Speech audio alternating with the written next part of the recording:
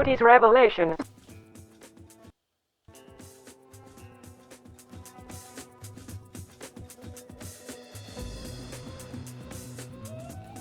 I'm Donald Trump, and I approve this message.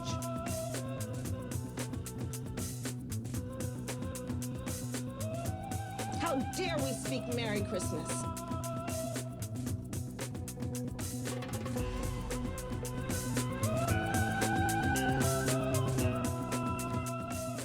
Hey everyone, welcome to the podcast today. Happy Friday. It is Friday, December 20th. Please engage the channel, like, subscribe, leave a comment. Thanks for joining me today. All right, let's get into the news for today, Friday, December 20th.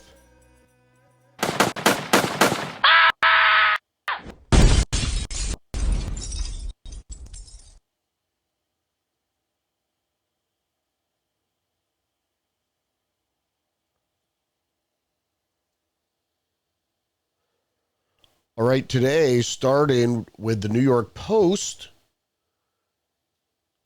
we're talking today a little bit about this budget fiasco.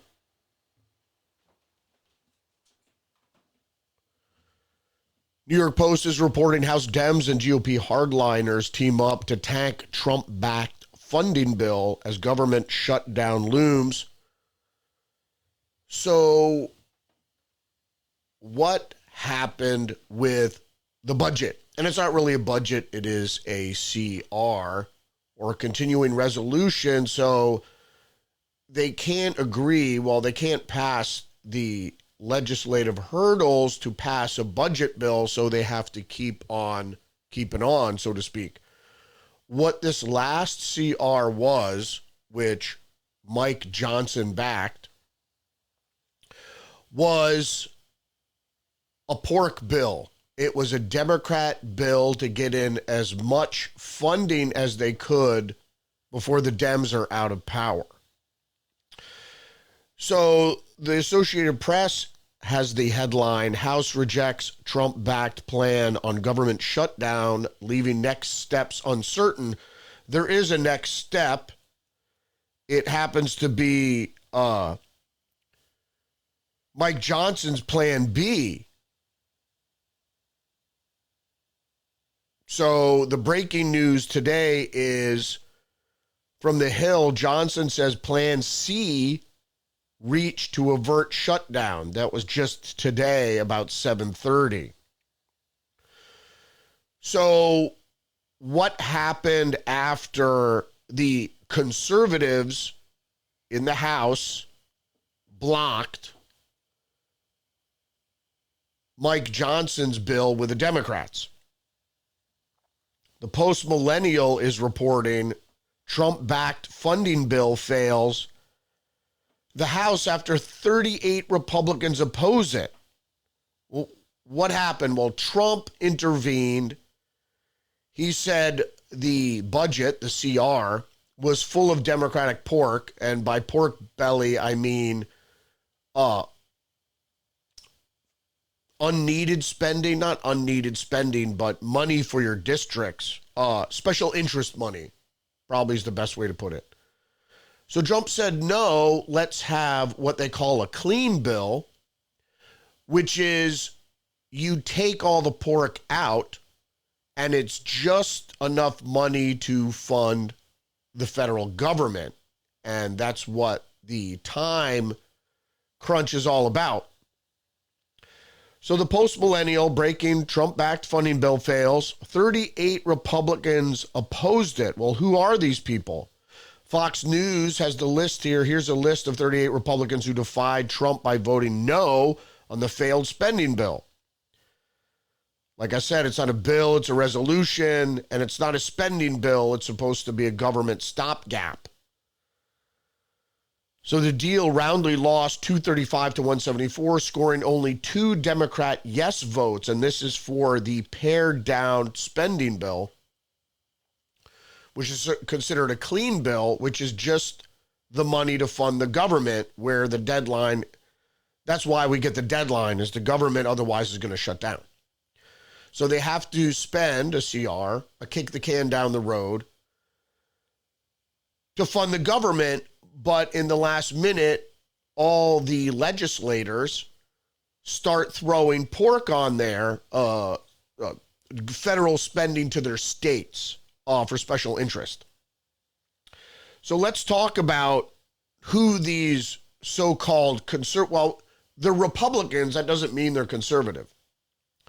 And how conservative are you? Yesterday I was talking about Thomas Massie, who's actually a libertarian, but he's elected as a Republican, but he's the most conservative in any case in the Congress.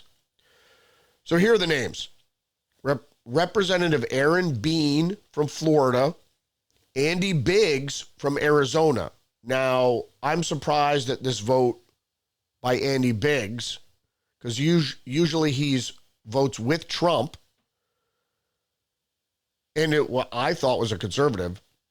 Representative Josh Brikeen of Oklahoma, Representative Tim Burchett of Tennessee, Representative Eric Burleson, of Missouri, Representative Kat Kamek of Florida, Representative Mike Cloud of Texas, Representative Andrew Clyde of Virginia, Representative Eli Crane of Arizona. This one also surprised me. You have to represent your constituents, by the way, and your constituents want money. Representative John Curtis of Utah, Representative Jeff Duncan of South Carolina, Representative Rush Fulcher of Idaho, Representative Bob Good of Virginia, Representative Paul Kozar of Arizona, Representative Doug Lamborn of Colorado, Representative Debbie Lesko of Arizona, Nancy Mace of South Carolina. This one surprised me also.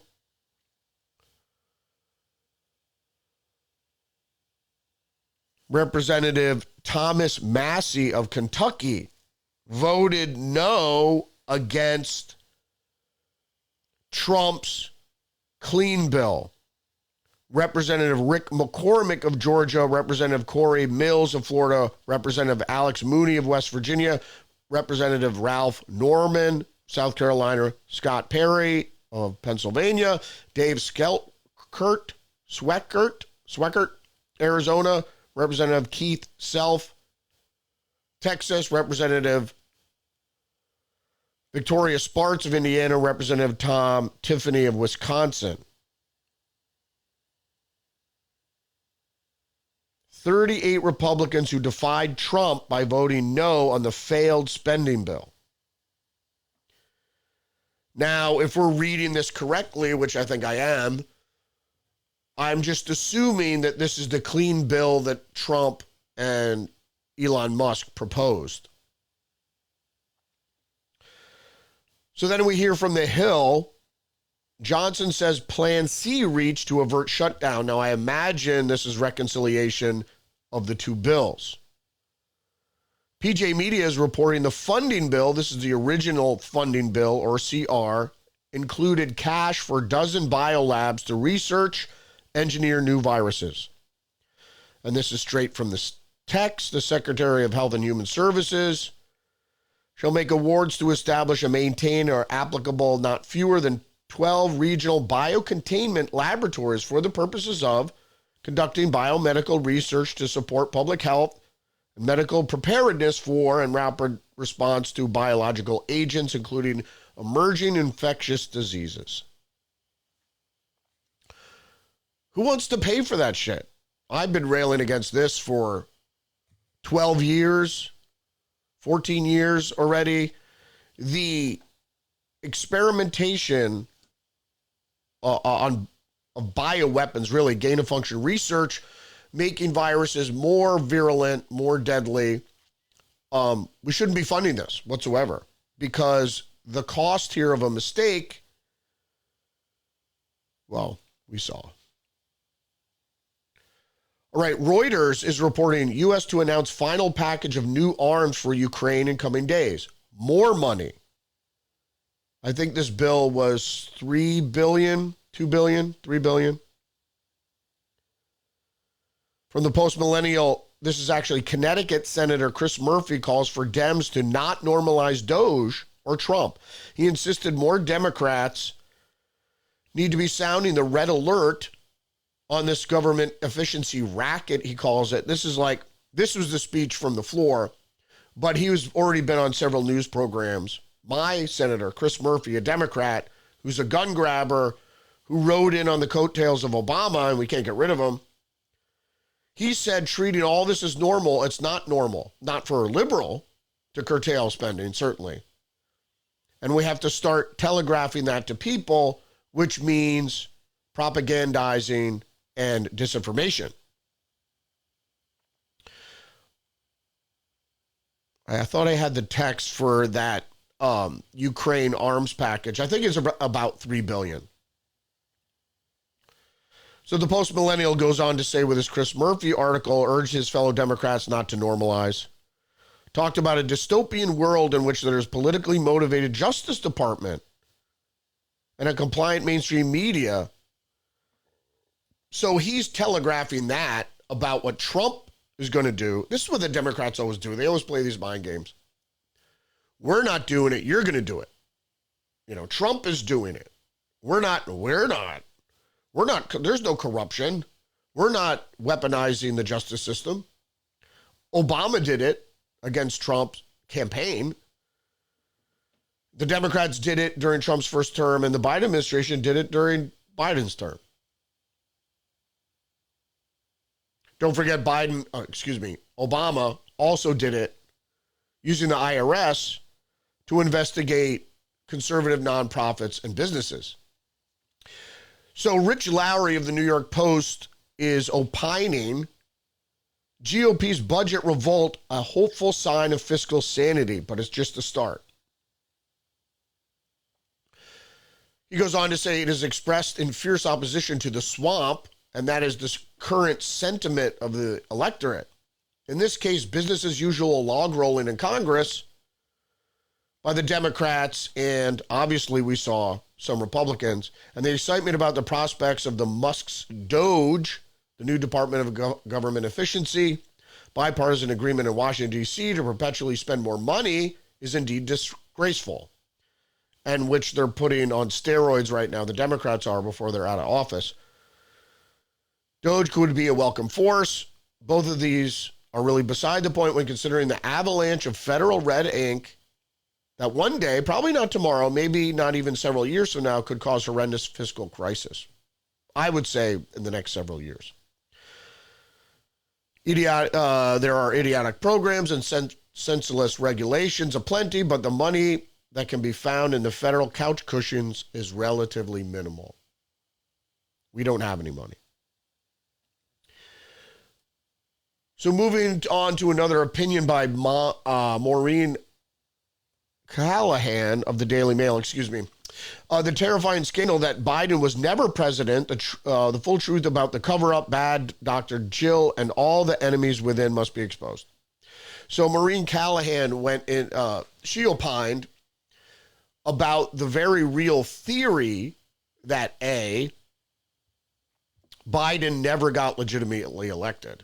That's a lot of things we consider, obviously. But once the coup was in, and this part of the coup was in for a long time, before the elections, the primaries were even over, that Biden was just a figurehead. He did not govern. He was not elected to govern.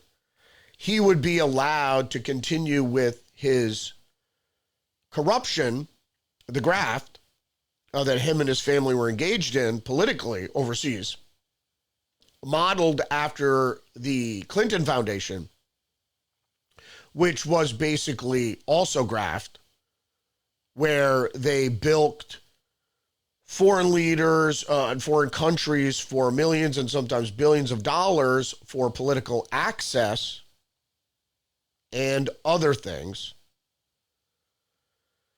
But that Biden was never really in charge, and that the DNC was in charge, the Democrat machine, probably the sleeper cells in the bureaucracy of Obama holdovers, strident socialists that came up in the early iterations of the OFA, Obama for America, or Organizing for America, whatever you prefer.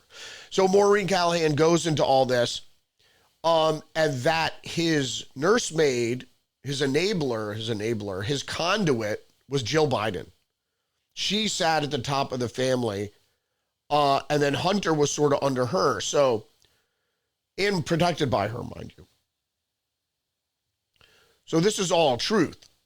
So she goes on to say, and what we're learning is terrifying, infuriating, an unacceptable abuse of power and an usurpation of the presidency itself by a nameless, faceless cohort, the DNC. Will we ever know who these conspirators are, she asks.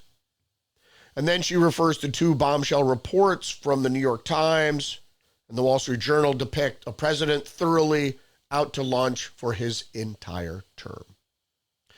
Top cabinet members unable to reach him, staff regularly taking his place at events, and Biden refusing to hold morning meetings and then clocking out at 4. So he's really at his best where, he's diligently working from 10 to 2. But even during those hours, you can't talk to him. How many press conferences did Biden have? I think the least in history. We'll see.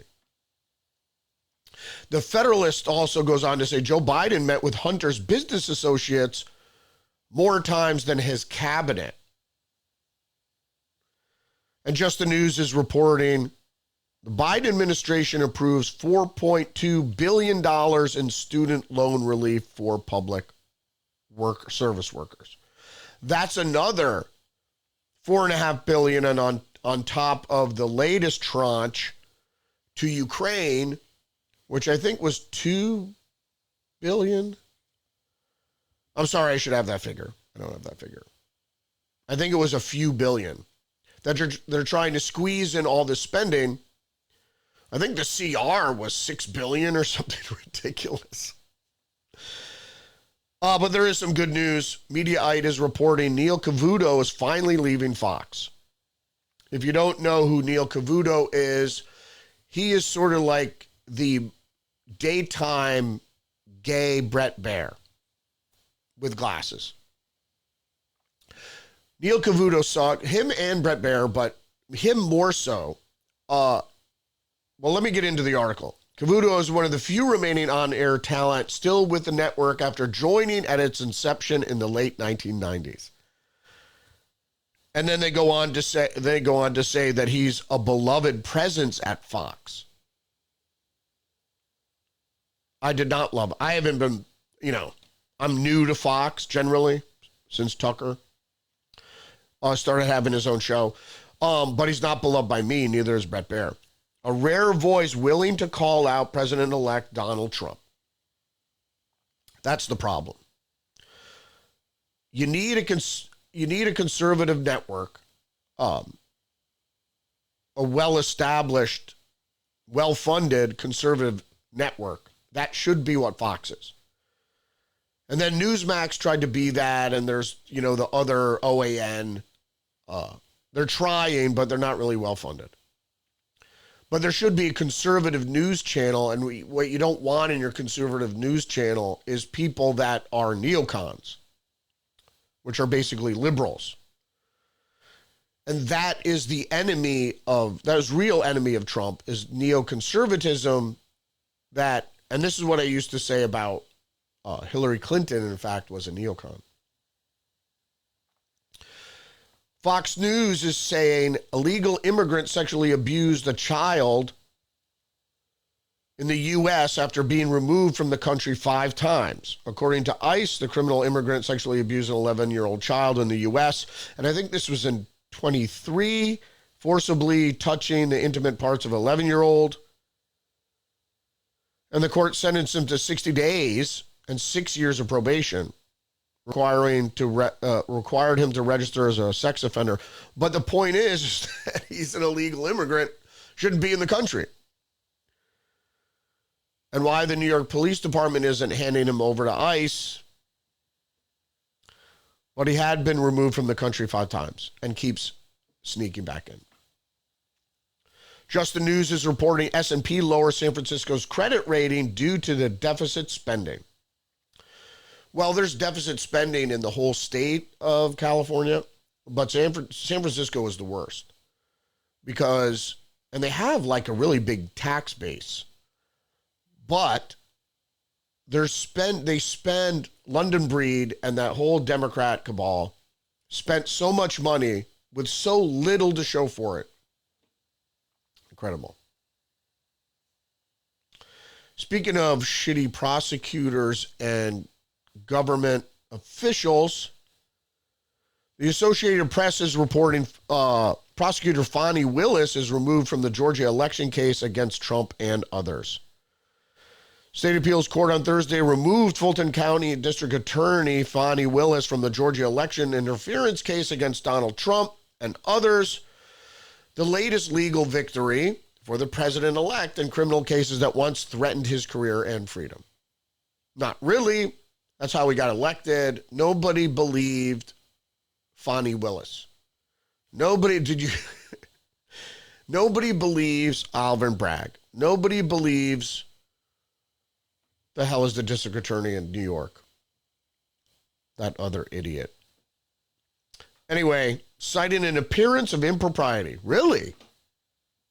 That might not typically warrant such a removal, says the Associated Press. A Georgia Court of Appeals panel said in a 2-1 ruling that this is a rare case in which disqualification is mandated and no other remedy will suffice to restore public confidence in the integrity of these proceedings. I don't think you could ever restore public confidence in the integrity of the legal proceedings against Donald Trump. Sorry. So Elon Musk recently backed Nigel Farage and the UK Reform Party. So Reuters is reporting now Elon Musk gives the nod to German far-right party AfD as the election looms. Text from this. Yeah, U.S. billionaire Elon Musk is set to join President-elect Donald Trump's administration, wading into Germany's election campaign on Friday, calling for the far-right party Alternative for Germany. The AfD is running second in opinion polls and might be able to thwart an either center-right or center-left majority.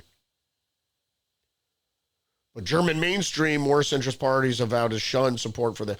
Yeah, but you have half the population, relatively, backing the AfD. And I have no problems with AfD. You know what the problem AfD has? Immigration. As does almost every country in the European Union. Has a problem with immigration because it was the supranational organization of the European Union that decided you're taking unvetted immigrants.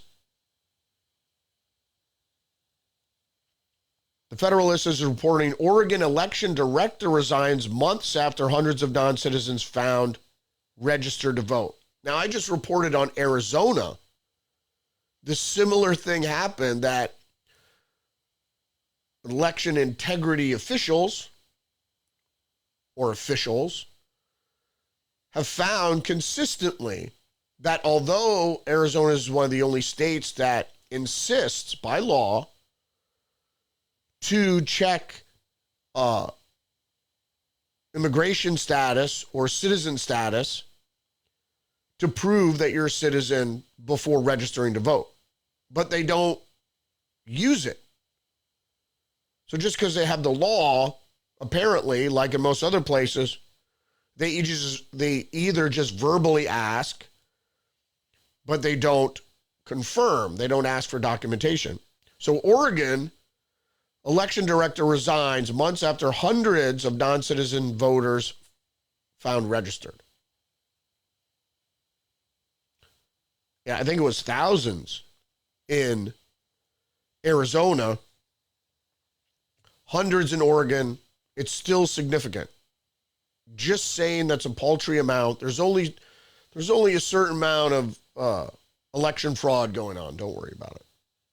So I don't know if you heard this story. This is pretty breaking. USA Today far-right influencer Nick Fuentes says armed man came to his door, man fatally shot by police. So I'm not a fan of Nick Fuentes, so I have no skin in this fight.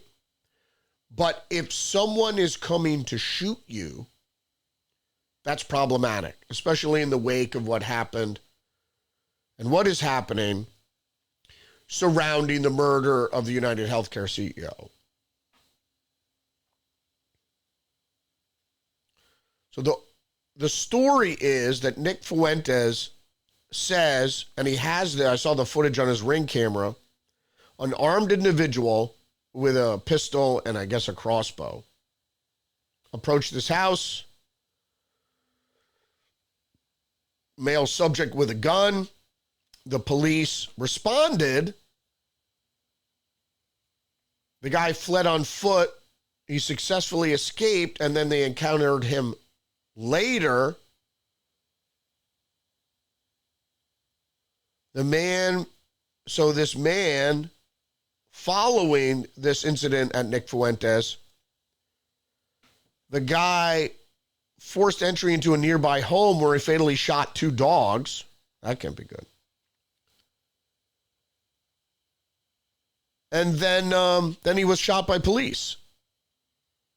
He fled police. They asked him to stop. He turned around and purportedly fired at the police, and then the police shot him dead.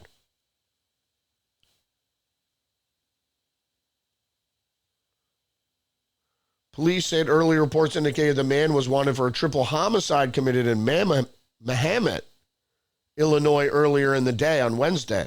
The incident is now being investigated by Illinois State Police. Could be a hate crime,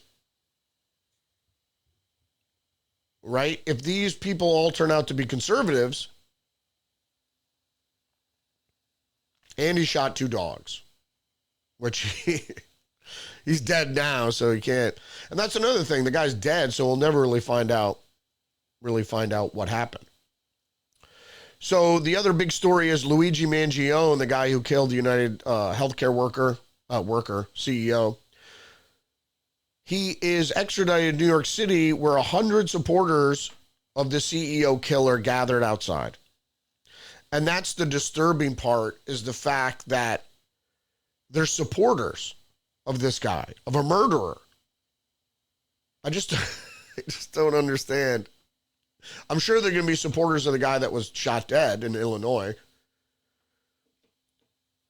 So I think you're going to see more and more leftists, because they're already very frustrated and they don't know what to do. They're frustrated. I think more and more are going to be snapping or be guided, witting or unwittingly, to kill, to sow chaos. So it's terrorism, but I'm sure they're going to want to either get these people to target conservatives or have conservatives targeted regardless. So the Daily Beast is reporting Prince Andrew set to flee England, controversial secret palace overseas, and this palace is in Dubai. And the problem was that he was recently connected with a Chinese spy that he had a close relationship with for years. So very similar to the driver that Dianne Feinstein had, who was a senator, a longtime California senator, had a driver for 20 years who turned out to be a Chinese spy. So the Prince of England, Prince Andrew, also had a close relationship with a Chinese spy. So he's fleeing. He's pulling a Harry. He's fleeing to Abu Dhabi. Where is it? Yeah. A palace in Abu Dhabi. And don't forget that Prince Andrew, the scandal started when evidence came out that he was abusing young women, young girls, teenage girls, sexually, and was a confidant and friend of Jeffrey Epstein. New York Post is reporting a George Mason freshman, 18, busted for plotting attack on Israel New York City consulate.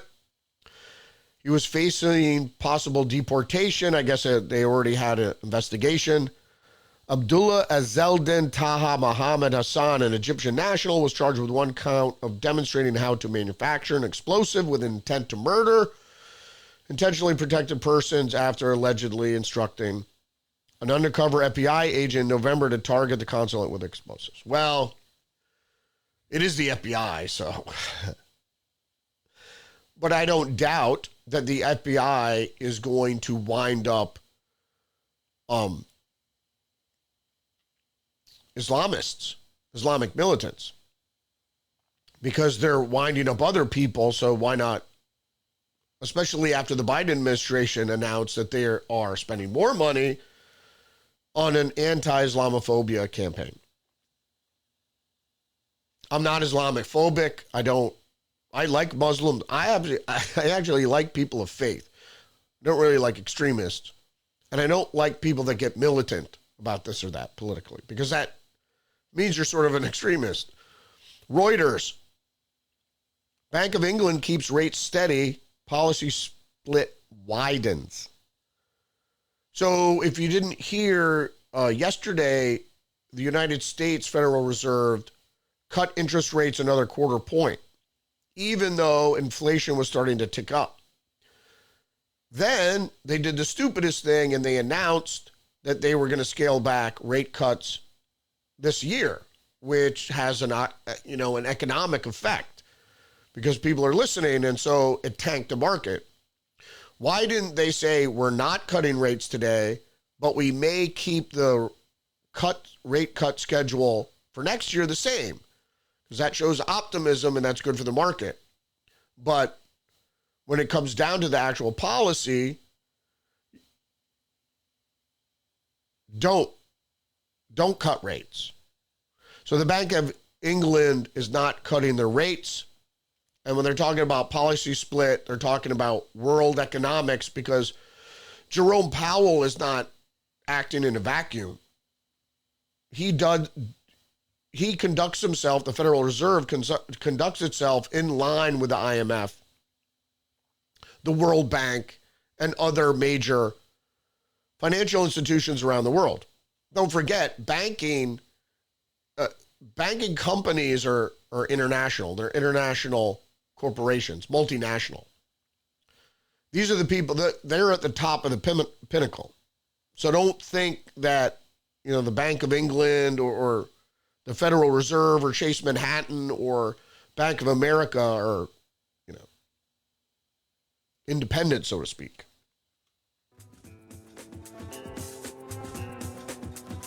That was quick for a Friday. Thanks for joining me this Friday. Please engage the channel, like, subscribe, leave a comment, share the podcast.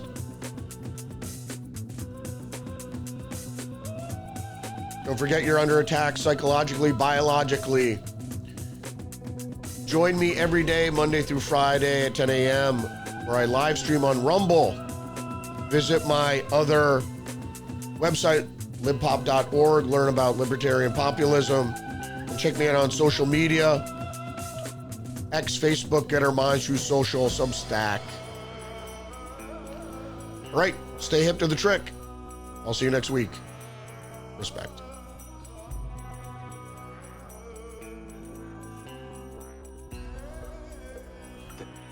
This is a conspiracy.